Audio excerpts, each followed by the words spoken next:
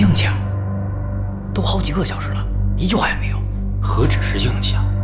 我告诉你啊，就这女的几句话能拉起上万人的队伍。受伤被俘以后，她在医院竟然能策动医院的看守帮着她逃跑，这本事可不一般啊！有几个人能比啊？这女的谁呀？好像是共产党那边的那个叫女政委赵一曼，对，没错，赵一曼。行，真行。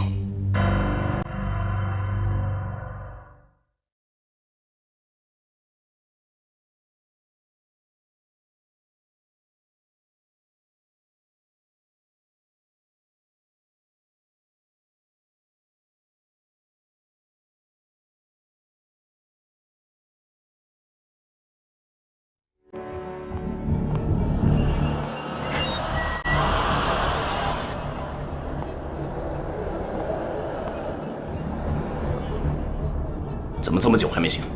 刚打过强心针，应该马上就会醒。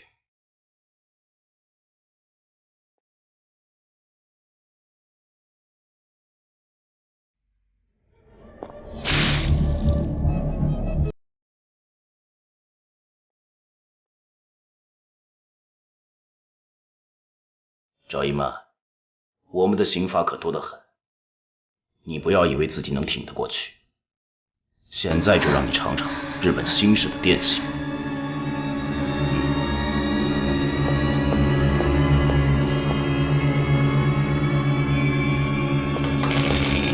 这东西的滋味可不好受。不过，只要你说出赵尚志部队的位置，我就可以饶了你。怎么样？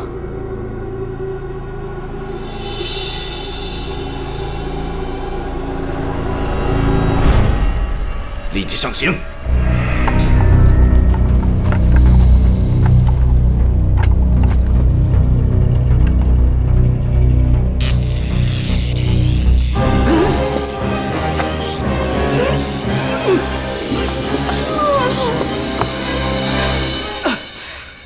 怎么样？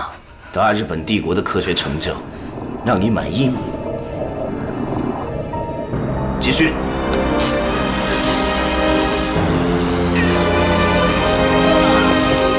你是赵尚志部队的政委，快说，赵尚志的部队在哪里？赵尚志在哪儿？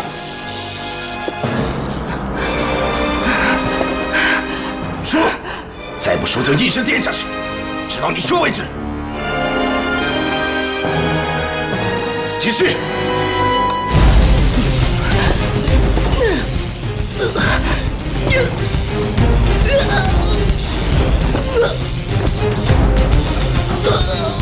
果然是块硬骨头。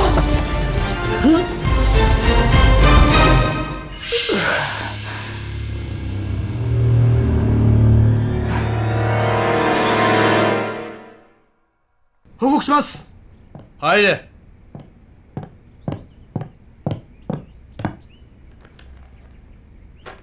長一幡のことに対して何か進展はあったか？何度も尋問し、あらゆる手当てを使いましたが、全く役に立ちませんでした。本当にしぶとい女だな。こんな頑固な人間には尋問の効果もないので受殺した方がかえっていいのではないでしょうか。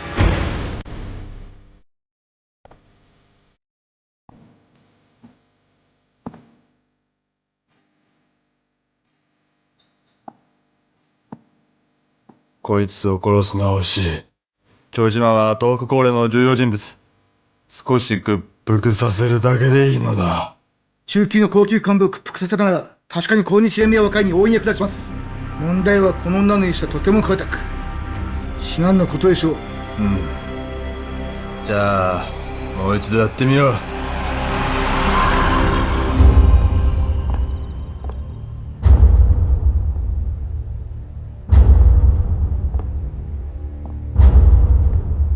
传说中的红色女王果然是名不虚传呢。张女士，我的属下说你的骨头很硬，他们费了很大的力气也没能让你喊出声来，真是了不起的女性啊！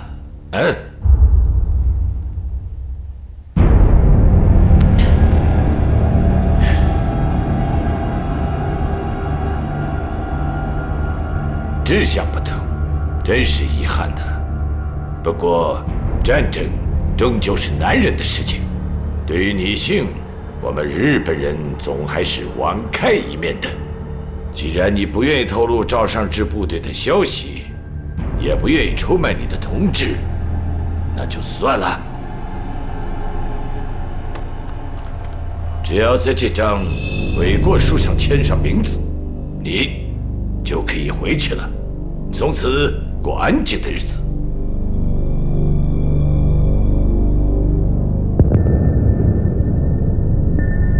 悔过书，我没有什么可悔过的，该悔过的是你们。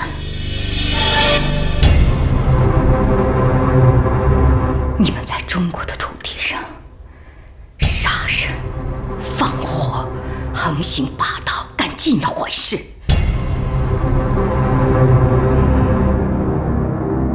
每个中国人都有责任，把你们这帮禽兽不如的家伙赶出去。赵女士，你再考虑一下，多么简单的事，签个名字而已。赵一曼，别忘了，你是个女人，还是孩子的母亲。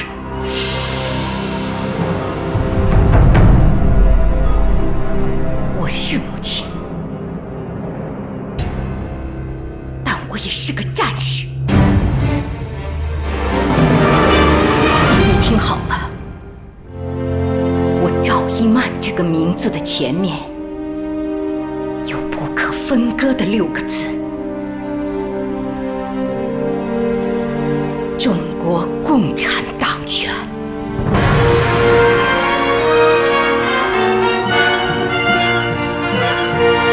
把他立即枪毙！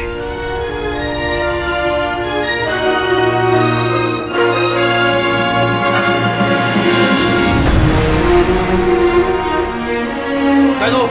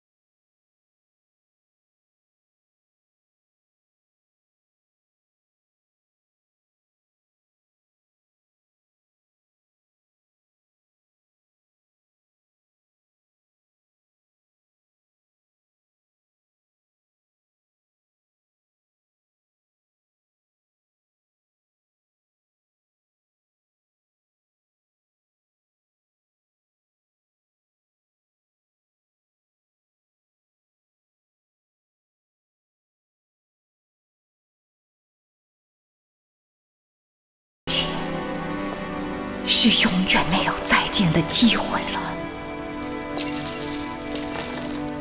希望你，宁儿啊，赶快成人，来安慰你地下的母亲。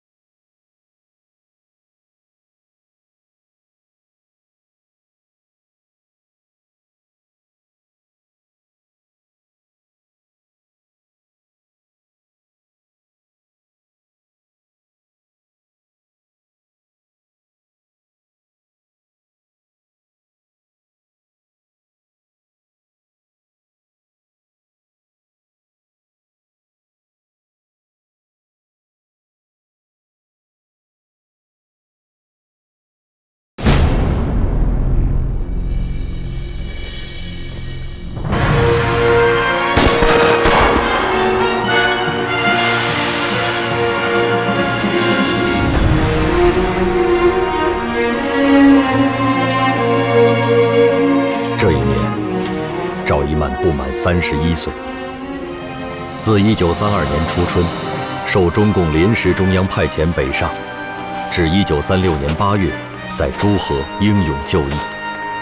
赵一曼为东北抗日救亡，留下了他生命中最灿烂的4年青春年华。赵一曼是唱着抗联红旗歌远去的，民众的旗，血红的旗，收敛着战士的尸体。尸体还没有僵硬，鲜血已染红了旗帜。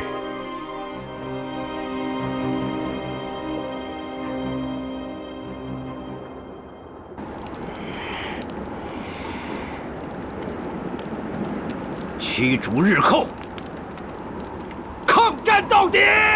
抗战到底！一个赵一曼倒下去，千万个抗联战士冲上来。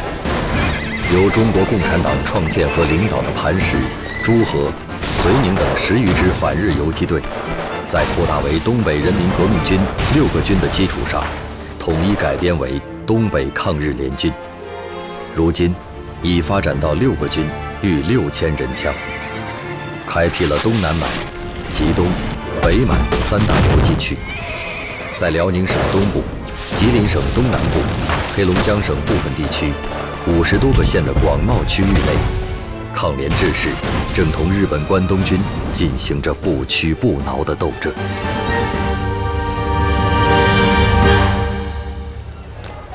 古老的西安一如往昔。蒋介石抵达西安，准备对驻扎在此的第17路军做剿共的军事动员。12月12日凌晨，为劝谏蒋介石改变攘外必先安内国策，停止内战，一致抗日，西北剿匪副总司令、东北军领袖张学良同第17路军总指挥、西北军领袖杨虎城在西安华清池发动兵谏。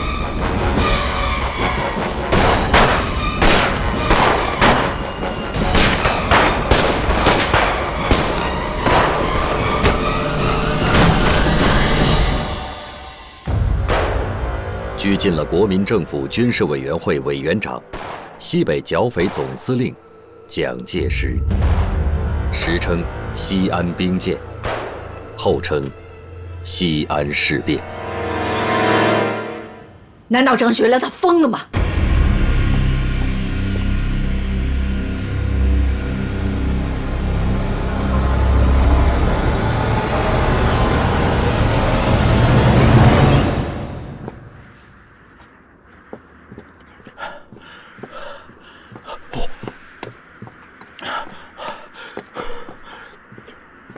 陛下、重大事件が起こりました。12月12日、奉天特務機関長板垣清志郎より電報が入り、中国政府の蒋介石が西安の林道にて張学良と楊虎城らに拘束されました。なぜだ？当日彼らは全国に向け通知を出し、蒋介石を捕らえた目的は共産党との内戦をやめ、共に日本と戦うためだと。私はこれにはソ連が絡んでいると考えます。まず中国が日本と対抗するように仕向け、日本のソ連への戦争を回避するためかと、張学良がイタリア訪問期間中、密かにソ連に向かったようであります。ソ連か。Иосиф и разговаривал с Герингом. Этот антикоминтернский панк. Я думаю, что он фашистский шпион. Их очень устраивает ситуация гражданской войны в Китае. Но Чан Сяолян остановил гражданскую войну тем, что арестовал Канши. Я думаю, что мы должны передать нашим товарищам из Коминтерна. 虽说西安事变是张扬独自发动的，但我看啊，这一事变是有革命意义的。可是对张扬如何处置蒋先生，我们很多同志内心还是非常矛盾的。杀了蒋介石，只能引起更大规模的内战。中国人打中国人，不正是日本侵略者希望看到的吗？这就是说，和平解决为上策。陕北的毛驴很多啊，老乡们让毛驴上山有3个办法：一拉、2推、3打。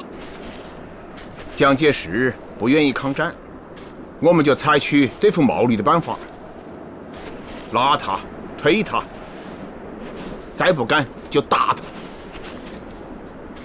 但是驴子会踢人的呀，我们又要提防他，这就又要联合，又要斗争啊。我同意主席的意见，那就是说服蒋介石停止内战，一致抗日。这次去啊，我送你12个字，保你马到成功啊！首先是给足面子。好，给足面子。他毕竟是一党的总裁，一军的统帅，这堂堂的一国之主，忽然一夜之间被地方武装给扣留了，他这脸上多没面子啊！那是，所以啊，我们就给他面子。再者呢，就是小义大义。日本从甲午一战以后，对咱们的中国充满了野心，尤其到了现在，就像那首歌唱的一样啊，中国已经到了最危险的时候。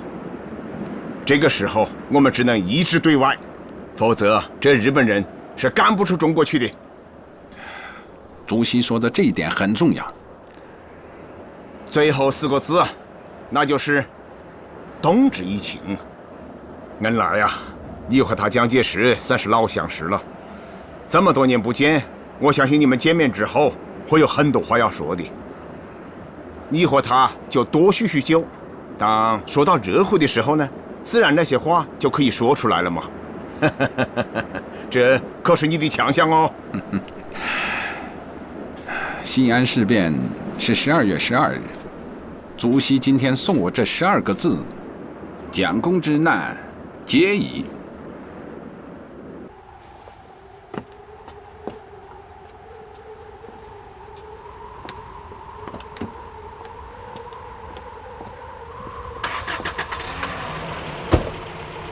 走。应张学良的邀请，周恩来率叶剑英等18人，以中共中央代表团的名义，前往西安，共商事变解决大计。周恩来深深地感受到，此次会面有关整个中华民族的生死存亡。中国共产党人必须促成民族统一战线的形成。全体起立！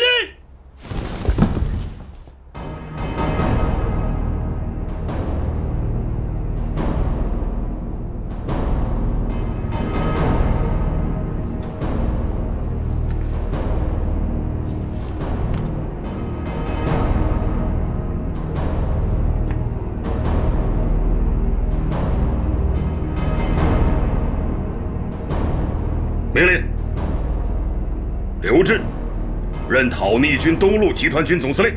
是。顾祝同为西路集团军总司令。是。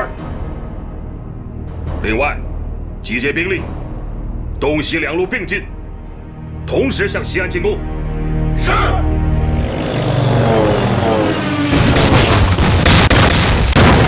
何应钦任讨逆军总司令后，立即指挥扫荡叛逆，讨伐张学良，同时下令空军展开对渭南、富平、三原县城、华县和赤水车站等西安近邻地区轰炸。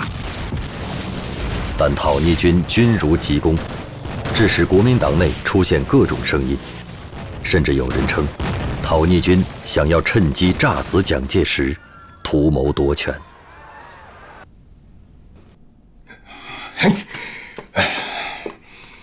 戴季陶和何应钦到底想干什么？这分明是要委员长的命啊！马上派端纳到西安。这事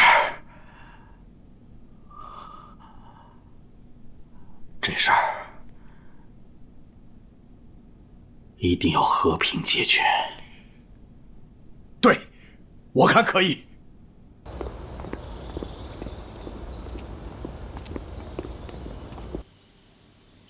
事情的经过就是这样。薛良兵谏，实属无奈。周公有何指教，务必毫无保留。西安事变，我想已经震惊了全世界。张将军此举为公心，为中国的大局和未来着想，中共中央完全理解并全力支持。收到周公的电报，薛良的心里就有了底。今年延安一面，周公给薛良留下的印象弥足深刻呀！这1年多来，贵党的抗日主张，薛良莫不倾心赞同。只恨这人单势孤，无能为力啊！薛良冒犯上之罪，扣下蒋先生，只为抗日，绝无他意。可是委员长，他拒不答应。薛良深盼周公的到来会使事情有所转机。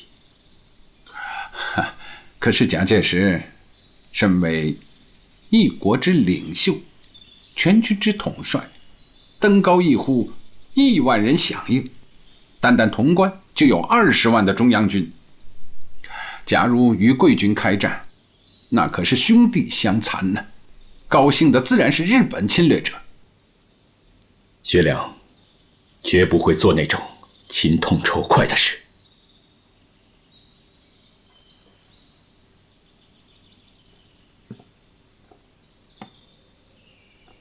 西安事变将有2种前途，一种会使前途变好，一种会使中国变坏。如果说服蒋介石停止内战，全面抗日，那就是第一种前途。如果宣布他有罪，公审他，甚至处死他，那内战一定会爆发。这样不但不能够抗日，反而给日本进一步灭亡中国创造了有利的条件。这是第2种前途。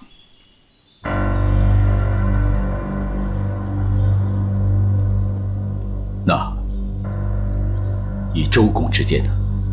不是我个人，这是中国共产党的意见。和平解决。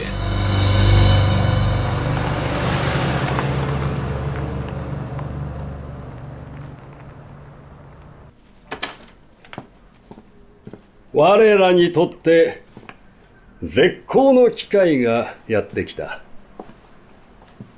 まさしく理想的な局面だ。それにしても中国人は右往の衆だな。では具体的には？まず上海の田中隆吉に連絡し、直ちにカオキンと組ませ大日本皇軍の考えを伝える。奴が蒋介石を西安で始末さえすれば、奴が組閣することを保証するのだ。次に暗殺団を結成し、我々の第2弾として消しの花にご登場いただく。中島茂子。その通り。中島茂子を女学生に紛争させ、我々の手で蒋介石を始末するのだ。ただし、張学良の手によるということにするわけですね。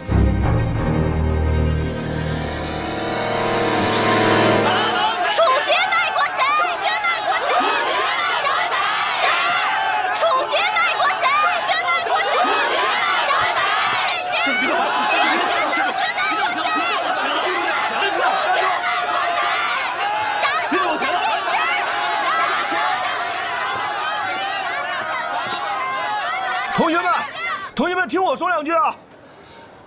咱们呢都是东北老乡，这俗话说得好啊，人无情，土地还有情呢。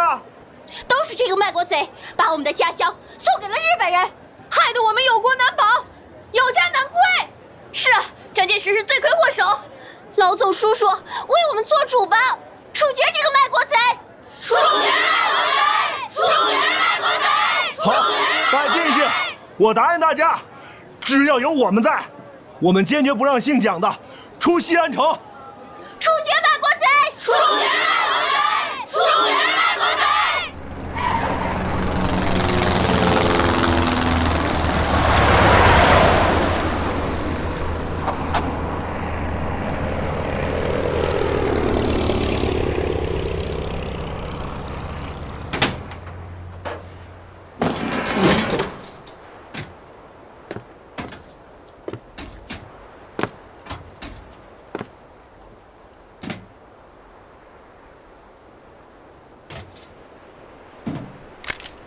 蒋夫人，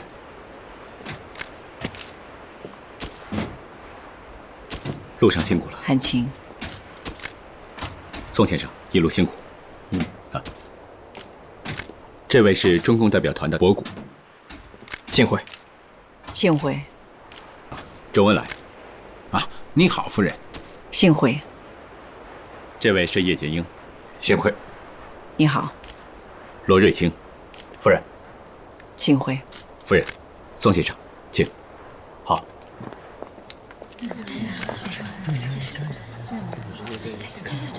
夫人，请上车。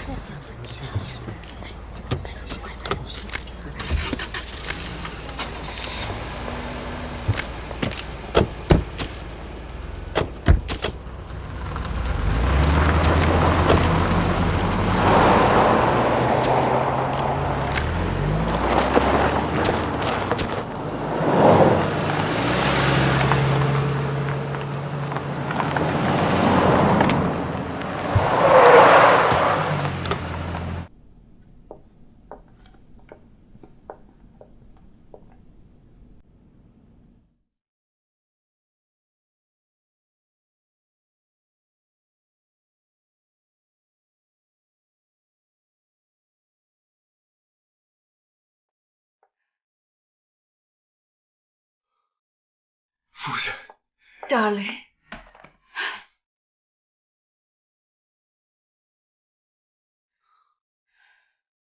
夫人，我今天翻看圣经，无意当中翻到了耶和华今天有奇迹出现，令一女子来护卫男子。夫人，你真的来了 ，Darling， 让你受苦了。我不是一直在讲，你万不可到这里来吗？你这是进了虎穴。我一定得来。我这下子成为全世界人的笑柄了。不 ，Darling。夫人，赶快回去，这里危险。Darling， 越是这种时候，我越不能离开你。张汉卿他不会为难我，我要代表你跟西安方面谈判。也好。张燕二位将军的目的，除了争取停止内战、一致抗日外，别无他途。我们中国共产党对此次事变极为关注，所以决定对张杨两位将军给予积极的实际援助，让他们的抗日主张能够得到进一步的实现。我马上飞回南京，把贵党的建议跟南京政府方面转达一下。但我会第一时间回来。当然了，我希望事情的发展如双方所愿。只要这西安不发生战事，他们的安全绝无问题。是啊，副司令说的没错。不过汉卿也一定有他的顾虑。我是真不想再提这个人啊，但是可以转告他，如果能以大局为重，我将不予追究，也不会心思讨伐他。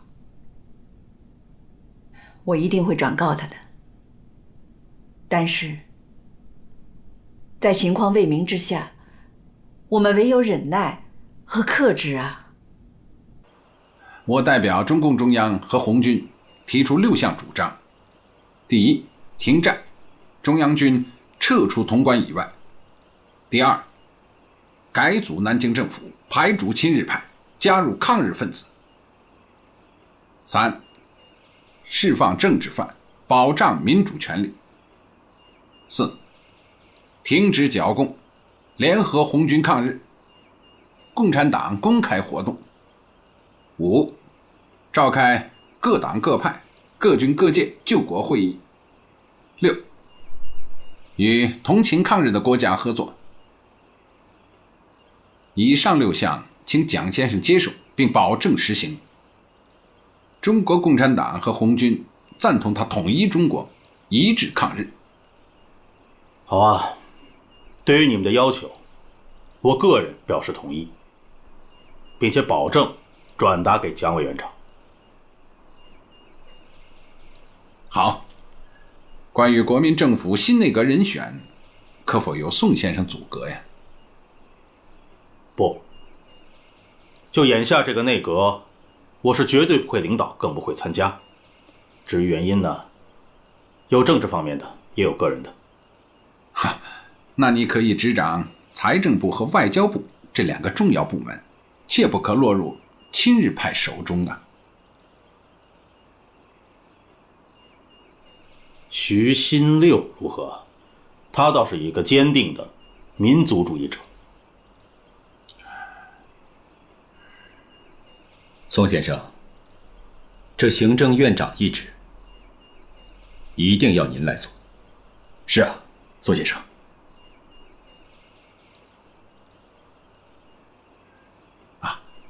宋先生，你是国民党内英美派领袖人物，早就提出联合中共抗日，就连日本人都认为，在贵党内除了宋先生，没有一个人可以对他们构成威胁的排日派。哎呀，你说我宋子文是何德何能啊？蒙诸位抬爱，可此事万万不能。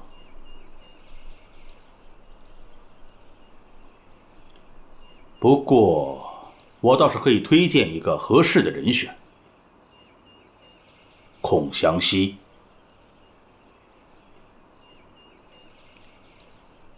还有邵力子，我觉得他也适合执掌内政。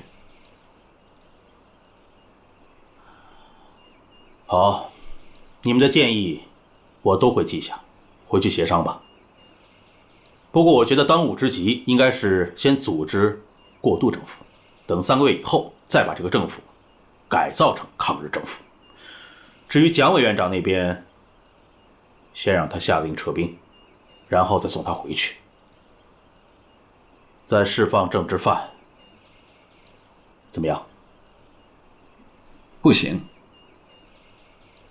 中央军要先撤出潼关，释放爱国人士，再谈其他。好，我可以回去代为转告。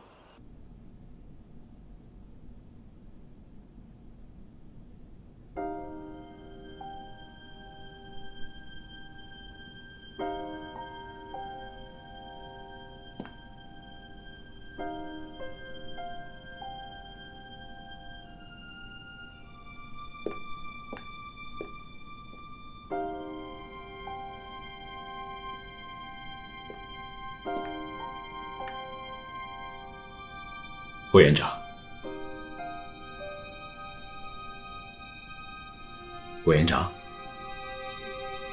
如果你还是我为委员长，就执行我的命令，把我送回洛阳。如果你视我为敌人，立即枪毙我。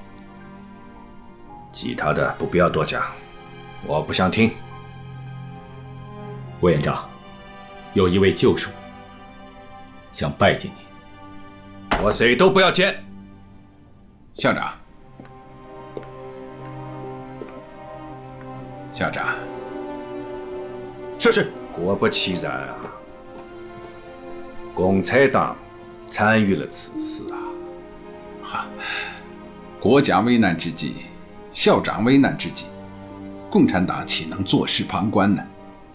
你日有备而来，有话直讲。哈，关于解决西安事变的6条，想必夫人一定给校长过目了。没错，言下之意是要让我签字吗？不，签不签字并不重要，重要的是校长能在思想上认同。你和我都一样，代表的不是个人。好了，先坐下来讲吧。打了10年，兴师动众，劳民伤财，同事操戈，得不偿失啊！旧话不必再提，直接说你的来意。校长说的没错，恩来此次来西安绝不是翻旧账的。只要校长首肯一致抗日，我们拥护你，红军拥护你，一国之领袖，非校长莫属啊！一国之领袖啊！薛良此次兵谏，共产党非常理解，因为我们只有放弃了内战，一致抗日，那才是唯一的出路。只要校长肯放弃攘外必先安内的误国政策，不仅是张将军听您的，东北军也必然拥护您。所以呀，还请校长多理解张将军，他可是一直把您当领袖啊！只要我们说好了，明天就请校长回南京。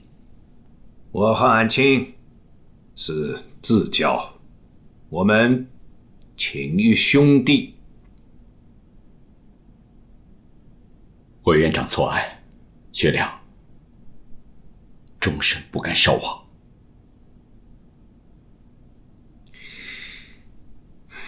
听说校长一直惦念金国啊，要说不惦念那是假话。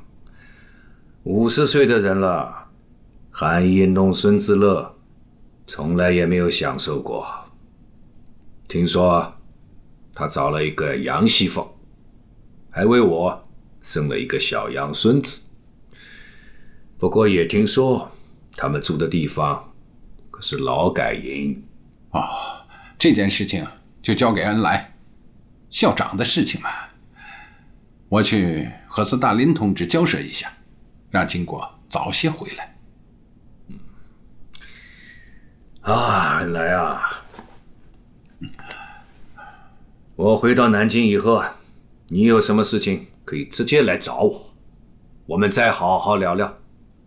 一定登门拜谒委员长。一言为定。一言为定。这是谁啊？是你的先生吗？我总是这样的骗他。是的，是我的先生。至于我的身世呢，我是再不愿讲，讲了女孩子们也不会懂。你要知道的就这一点。这倒是一段很有趣的神话，对小孩子不可以讲，那对于我呢？对你倒是可以讲，不过讲了也许会使我心里难受，是你多加一层烦恼罢了。今天，只有今天才是我的世界。为什么呢？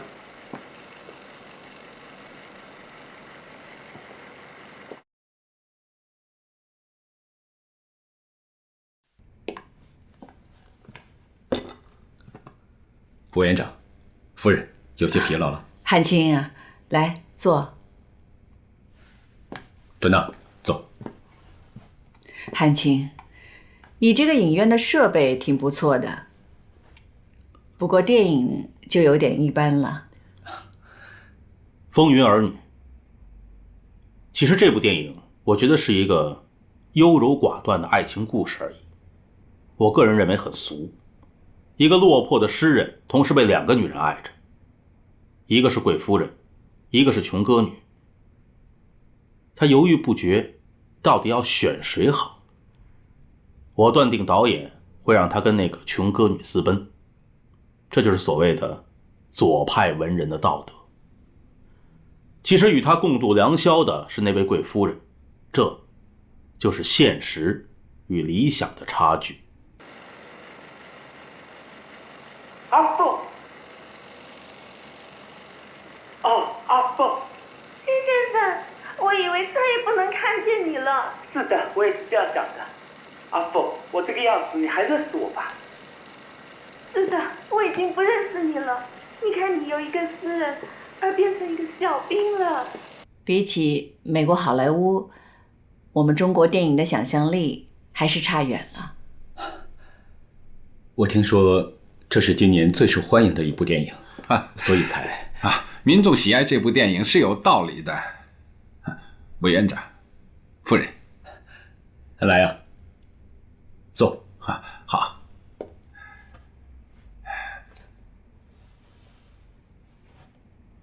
因为这部电影生动地讲述了一个浪漫气质很重的中国青年从迷茫到觉醒的过程。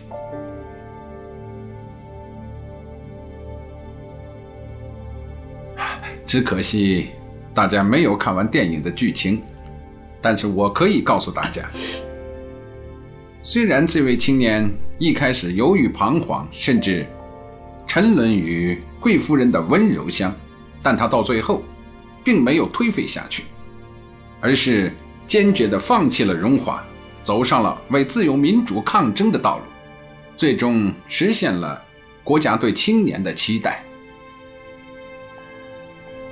为了民族的自由而抗争，这符合三民主义啊！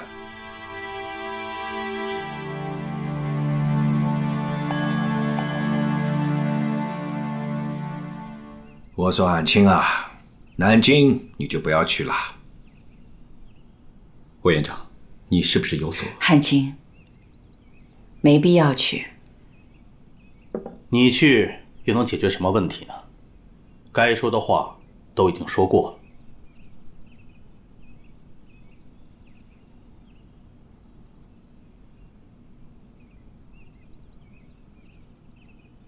薛亮决计陪委员长赶赴南京，只有一个目的，就是告知各级将领，我们这次西安之举没有伤害委员长之恶意，也没有争夺权力之野心。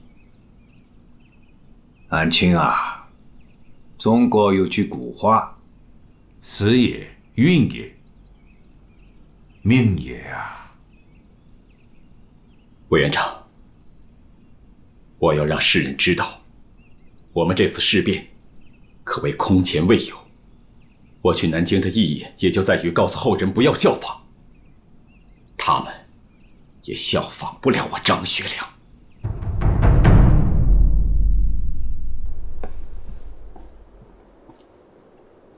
喂，胡成兄吗？我是韩青啊，请你马上到高贵祠公馆去一下。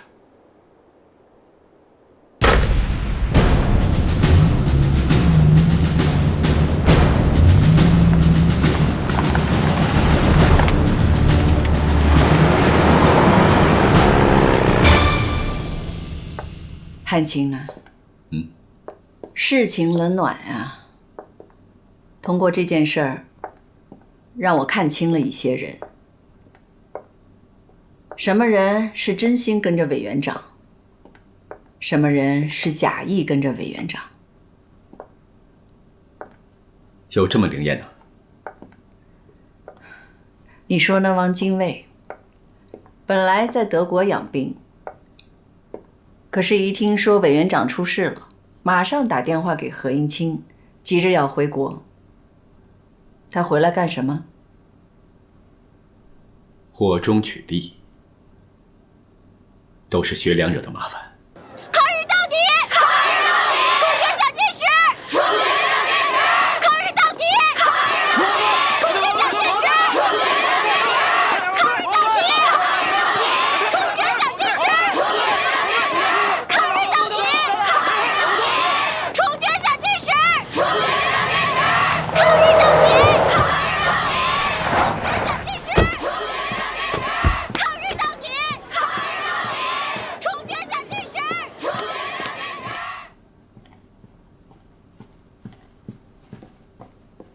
报告，杨谷成将军到。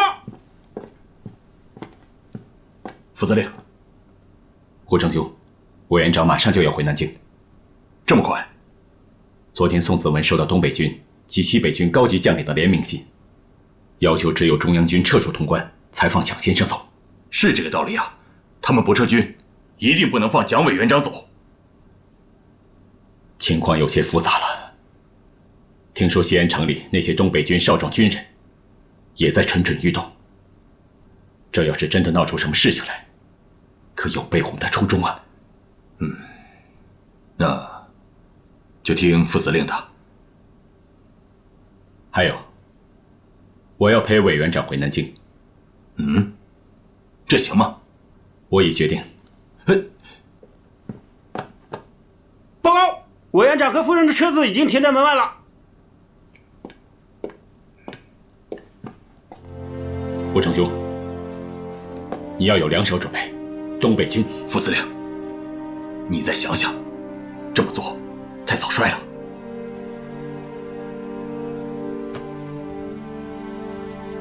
哎。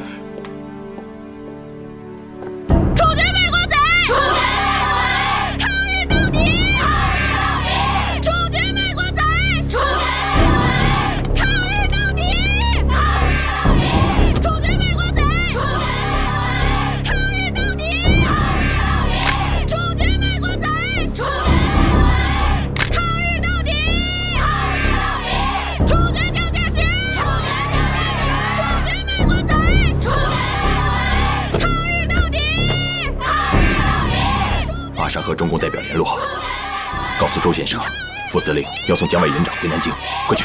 是。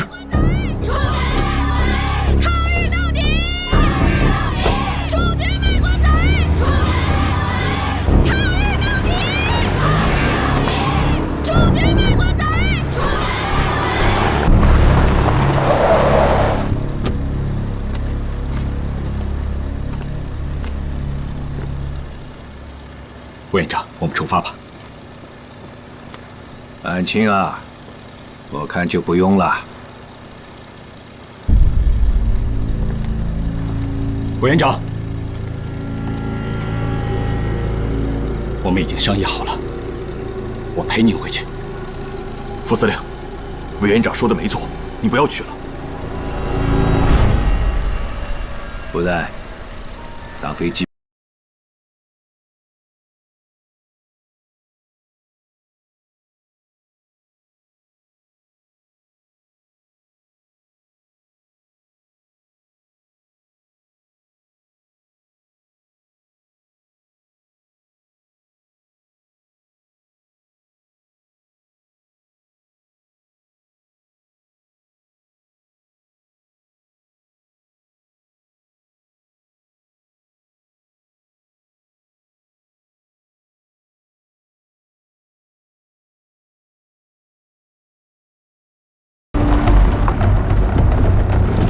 再快一点！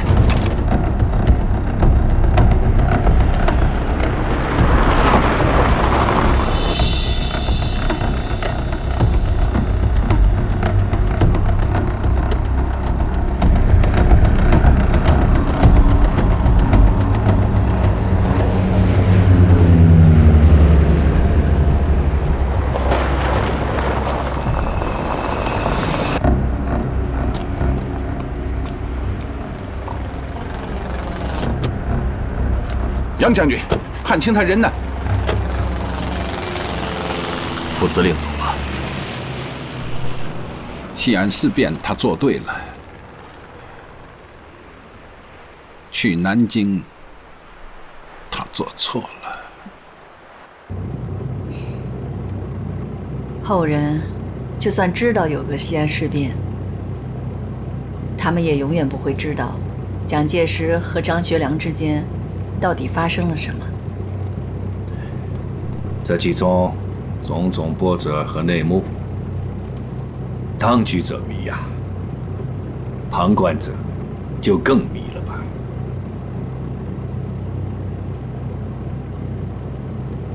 Darling， 这次事件让我感触良多。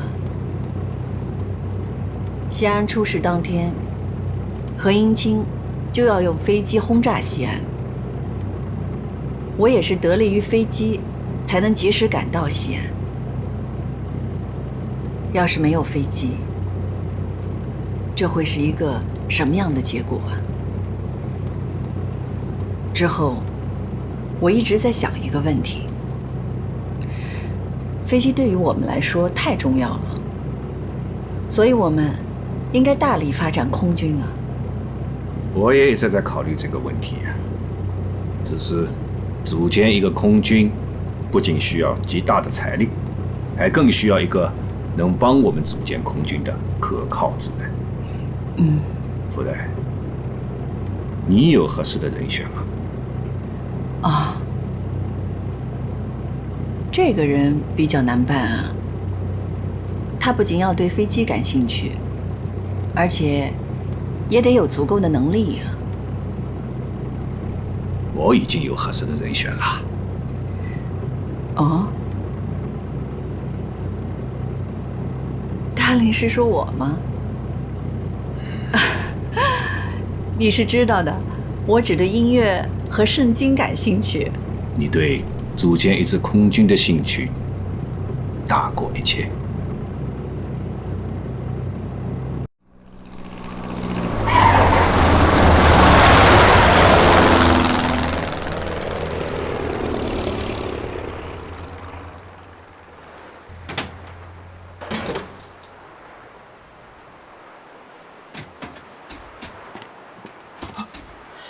蒋先生，蒋先生。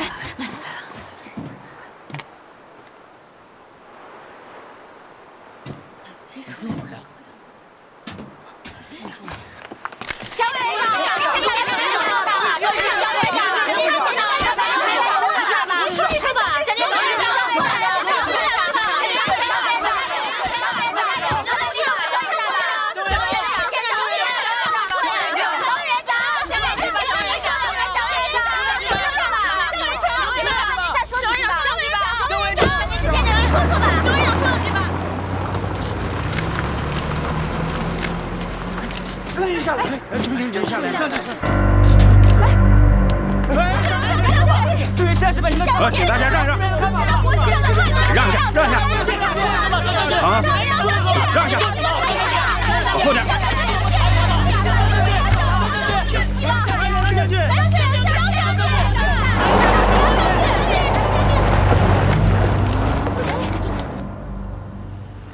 1936年12月26日，蒋介石搭乘的美龄号飞机抵达南京。第二天，蒋介石发表了对张杨训词，一方面冠冕堂皇地表示自己绝不计较个人恩怨，而另一方面又要求张杨绝对服从中央之一切决定。就在全国上下对蒋介石的宽容大加赞赏之时，张学良被送上军事法庭。下面宣布审判结果。罪犯张学良，由于你伙同你的部下挟持了最高领袖蒋中正，所以你犯了重罪。下面我宣布对你的宣判，你要服刑10年，剥夺政治权利5年，摘取他的领章。是。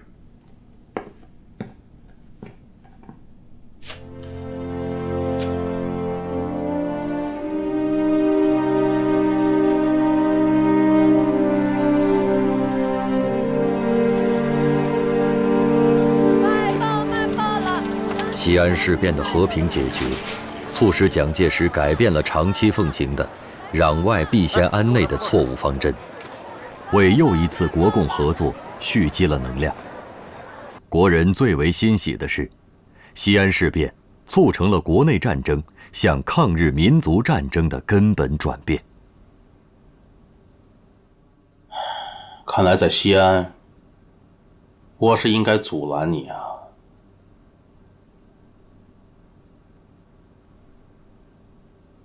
薛良，原来还想以死献抗日大业呢。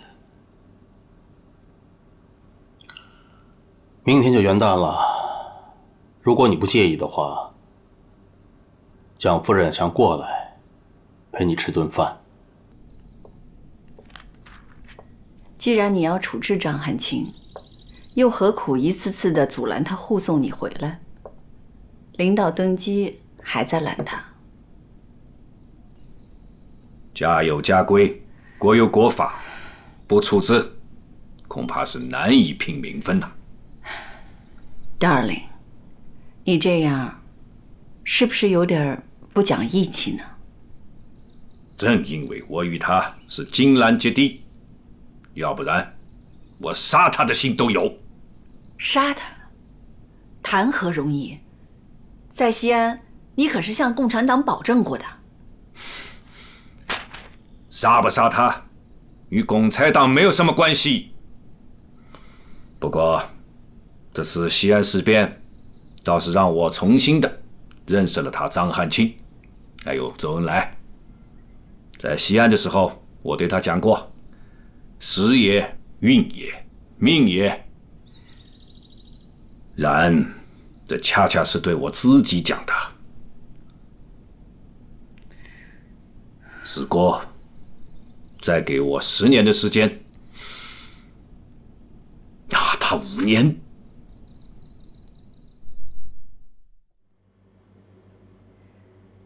女士们、先生们、亲爱的同胞们，我们已经有了10年的内战经历，在这期间，国力都耗费在内战上面。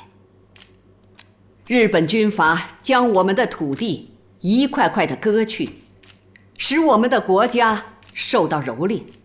救国必须停止内战，而且必须运用共产党在内的全部力量，以保卫中国国家的完整。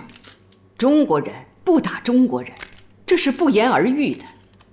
中国兄弟都不愿意打自己的兄弟，因为他们知道这是违背民族利益的。一切内战可以并且应当友好和平地解决，内战必须不再发生，和平必须实现。为了民族和国家利益，宋庆龄一改大革命失败后对国民党中央的抵制态度，参加了国民党5届3中全会，提出恢复孙中山联俄联共扶助农工的3大政策。江山夺骄，江山如画呀，一时多少豪杰呀！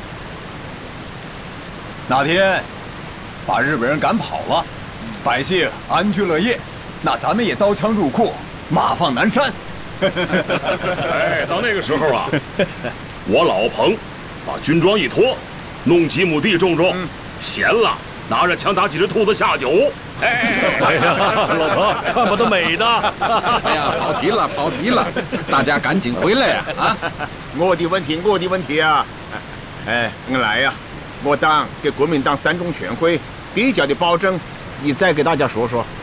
停止武力推翻国民党政府，苏维埃政府改名为中华民国特区政府，红军改名为国民革命军。特区啊，还要彻底的实行民主制度。还要加一条，根据目前的情况，我们要保证停止没收地主土地的政策。毕竟大敌当前嘛，我们要尽量不树敌，少树敌。同志们，我们共产党人必须要清楚，蒋介石和南京政府也要清楚，甚至是我们全国的人民都要清楚，日本人他们想要的是我们整个中国抗日救亡是我们民族的大局啊！哎，请配合一下，后退，请配合一下，后退，请配合一下，后退。所有记者推到正中位置，后退一下，后退一下，后退一下。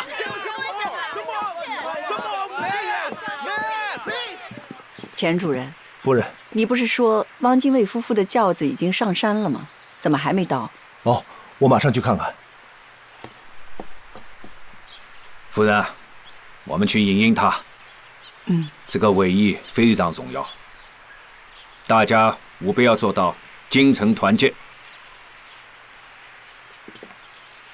馆长兄，委员长，近来倭寇对我平津两地的社会治安进行袭扰，还搞什么演习？你是怎么看的？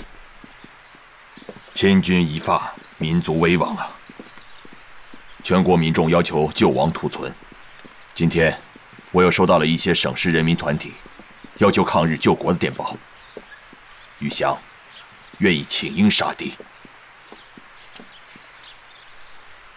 万章兄啊，作为军人，你一向是身先士卒，不愧是我辈的楷模。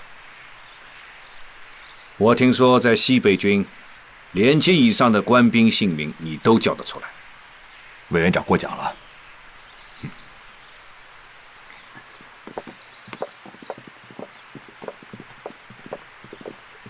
他们来了。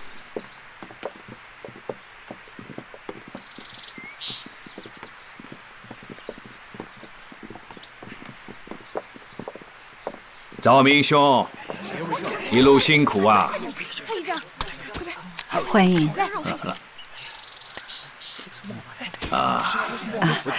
Darling。看一下这里，这边。Look here。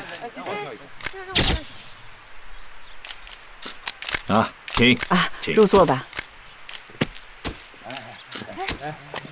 好了。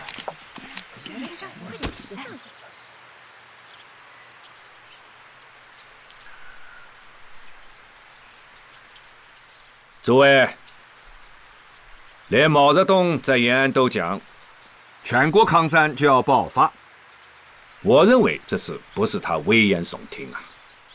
因此，我已经邀请了中共方面的代表周恩来、林伯驹、博古等人到庐山参加军事国防会议，就是想听听他们的意见。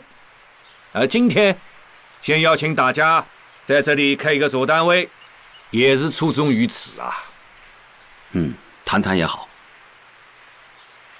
最近，日本人在丰台和卢沟桥一带频繁演习，这不是个好兆头。我看见美国报纸上说，现在北平的气氛有点像9·18前夕。丰台和卢沟桥是中国的地方，为什么会有那么多日本驻军啊？为什么会在这一带演习呢？那是李鸿章代表清政府和德法美日等11国签订的辛丑条约中规定的。中国呢，应该允许由诸国会同酌定数处屯兵驻守，以保京师至海岛各地无断绝之虞。这些不平等的条约，我中华民族一定要废除。既然是这样，那屯兵数量应该也是有规定的吧？条约上对驻军数量没有明确的规定，因此倭寇是动辄说以条款为根据。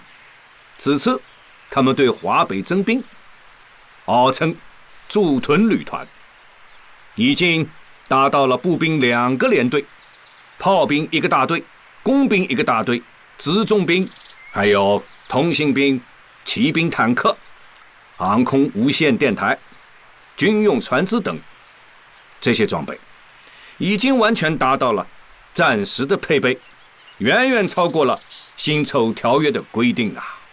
敌人的动向明显是冲着北平和天津来的。共产党提出全民一心，共同抵抗日本侵略，我们应当考虑。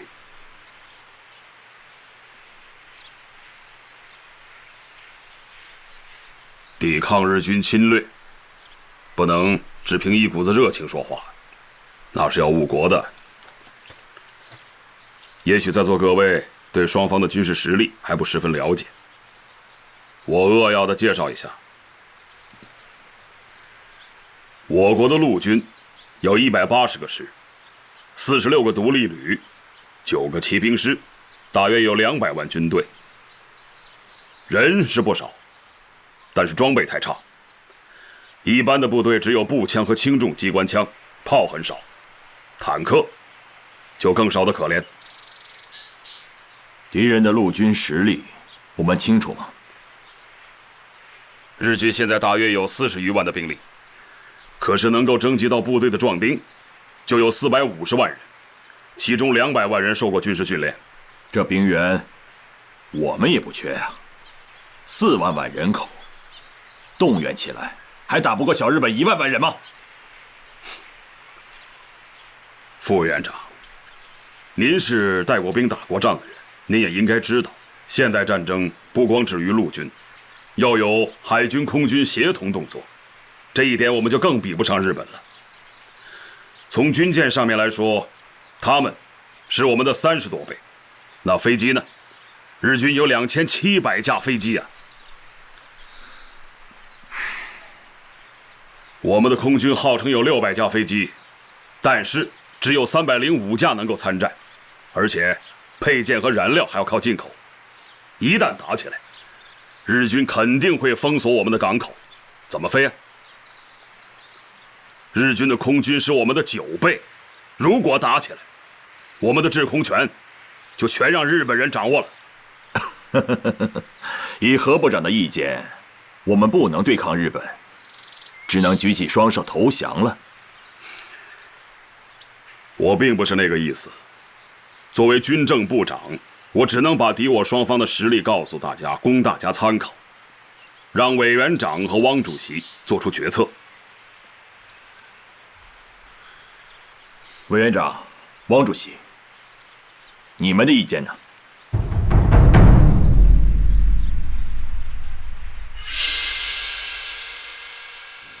日军近来在北平一带频繁演习，他们想干什么呢？我看是想重演一次9·18事件，但他们这回恐怕是难以得逞的了，因为中国人民已经有所觉悟，因为中国共产党和他领导的队伍已经准备好了。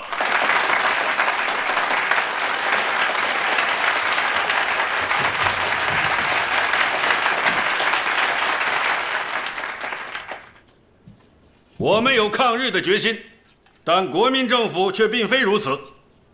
这些年，他们同日本签订了塘沽协定、和美协定、秦土协定，出卖了东北，出卖了热河，一再妥协，结果让华北的大门向日寇敞开了。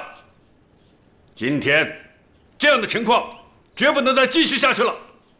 我们要联合全国爱国的同胞，敦促政府改变妥协投降的立场，敦促他们起来抗日。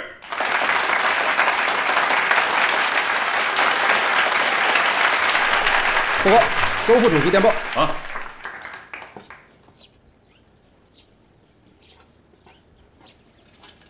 同志们，刚刚收到一个好消息，周恩来代表我们中央和国民政府代表进行了艰苦的谈判，现在刚刚回来，我估计会有结果喽，所以你们要准备好，干什么呢？杀日寇，上前线！杀日寇，上前线！各位，你们知道吗？现在部队的情绪啊十分高涨啊。可是最近呢，老蒋的口气是有点偏了，怎么回事啊？这次我和建英同志去西安跟他们谈判，总的来说呢，国民党代表顾祝同、张冲同意我们党的统一战线，同时我们也商量了两党合作的事情。但是他们提出了一个条件，他们的条件是毛泽东、周德必须出国。哎，出国好啊！哈哈，如果去德国，我还故地重游了呢。他们想得很周到。哪里呀？他们只是对我好，要照顾我，知道我从来没有出过国，让我出去好好的开开眼界。他们的险恶用心是让共产党失去对红军的领导，我们拒绝了。顾祝同见我们态度很坚决，他们又说可以再考虑。但是他们犯了一个实质性的错误，他们口口声声说荣共，心里头却是反共、排共。他们想利用战争消灭共产党，这一点我们必须注意啊！这太过分了，我们是国共合作，不是招安。就算是招安了，也得给饭吃嘛。还吃什么饭呢？他们连国内都不让我们待了。还有一件事情，我要向中央汇报一下。经过我们多方面的努力，斯大林同志已经同意蒋经国一家人回国。近期蒋经国还是买回杭州。我们帮他儿子回国，他要送我们出国，这就算是礼尚往来吧。他可以不仁不义，我们还是要仁至义尽呢。来，叫爷爷，叫爷爷，叫啊，叫啊，叫爷爷。哎，真乖，真乖巧。是啊，真乖。经国，你离开中国多年，未来要花时间好好的研究一下中国的传统道德、哲学和文化。另外，也要让你的妻子能够尽快的熟悉中国的礼仪和风俗。知道了，父亲。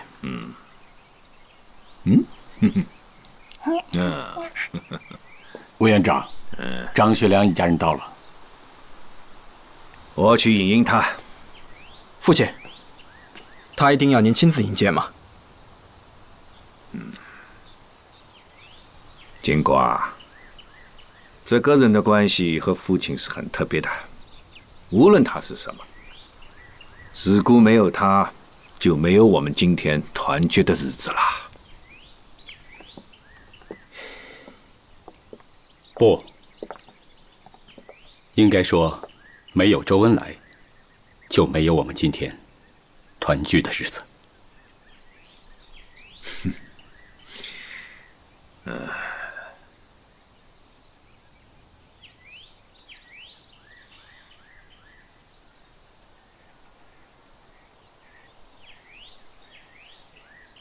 好了，放下来吧。汉卿、冯志，今天委员长高兴，一来是为了给经国他们全家从苏联回来接风，二来为汉卿明天去溪口送行，大家聚一聚，啊，来入席吧。哎呀，你的两个儿子长得可真是结棍呐！啊，来来来，快去吧，夫人请。伯伯好。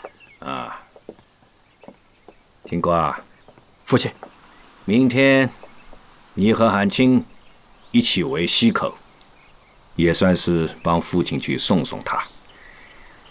你应该晓得，儿行千里母担忧，回去好好陪陪你的母亲。带上妻子和孩子，拜祭一下祖坟。知道了，父亲。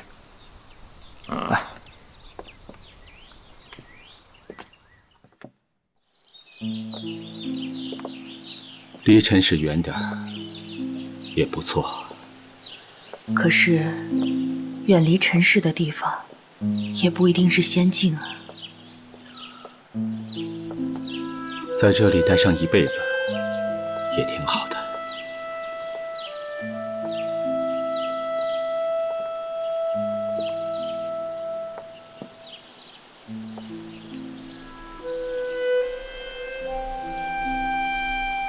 我说大姐，你有小妹的消息了？他临走的时候说了，到了那边一落下脚，就会给我们来信的。放心吧。放心。汉卿啊，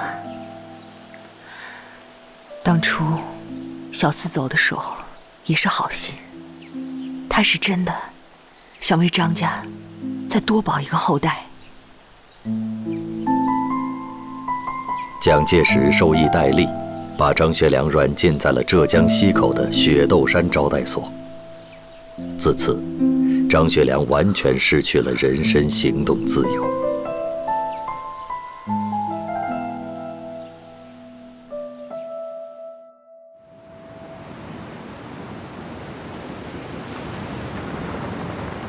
どうした？艦の向きが変わっているようだが。前方は中国海であります。もう6年も戦っているのに、どうしてまだ中国海なのか。在东京，随着近卫文迷内阁上台，一个军国主义操控的全面侵华战争体制已经完全形成，内阁、军界都在盛传。近日，华北将重演六条湖事件。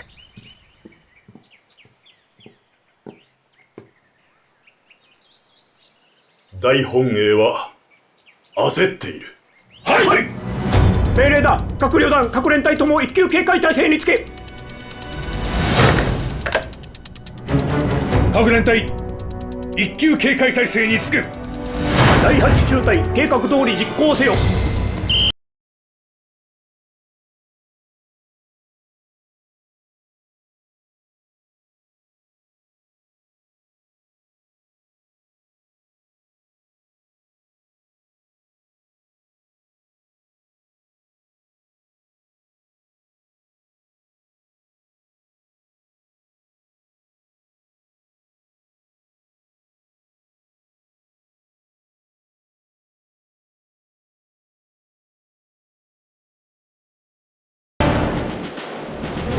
長官殿、兵の集合完了しました。演習は海龍廟から大陽までの路線だ。演習内容は夜の闇を利用し敵に接近、明け方中国の主陣営に攻撃を仕掛ける。まだ空弾薬ですか？今日から実弾で実行する。始め。はい。気をつけ。右向け、右。前へ進む。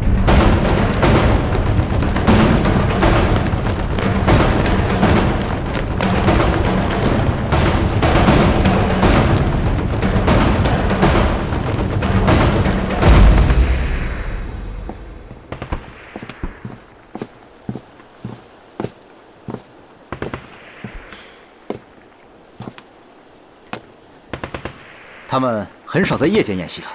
是啊，而且次数越来越多。告诉弟兄们，眼睛都瞪大点。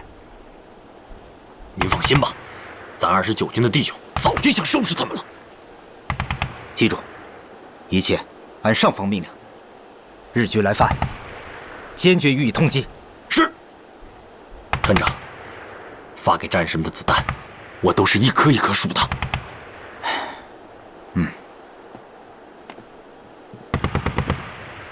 告诉弟兄们，都盯紧点。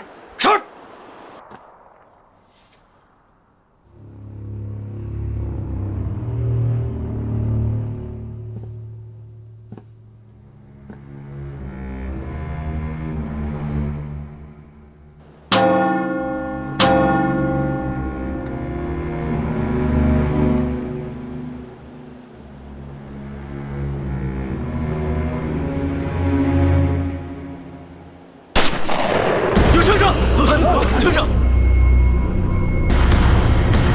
大日本帝国の栄光が今夜から始まる。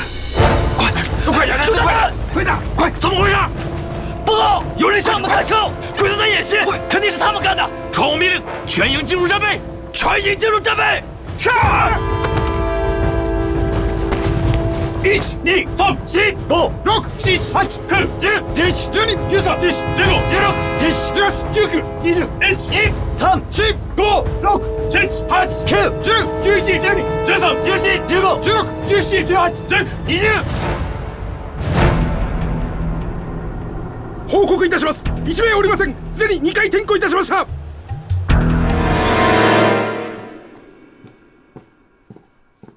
連隊長殿、10時30分、中国軍が演習中の第8中隊に発砲。兵士1名が失踪しました。清水隊は城内の捜索を要求しましたが拒絶され、その後11時ちょうどに第2回目の襲撃を受けました。連隊長殿、これ以上我慢ができません。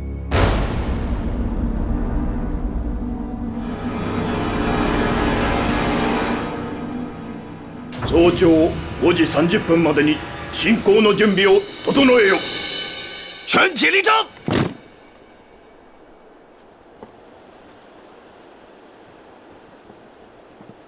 报告营长，全营子弹清点完毕，一颗子弹也不少。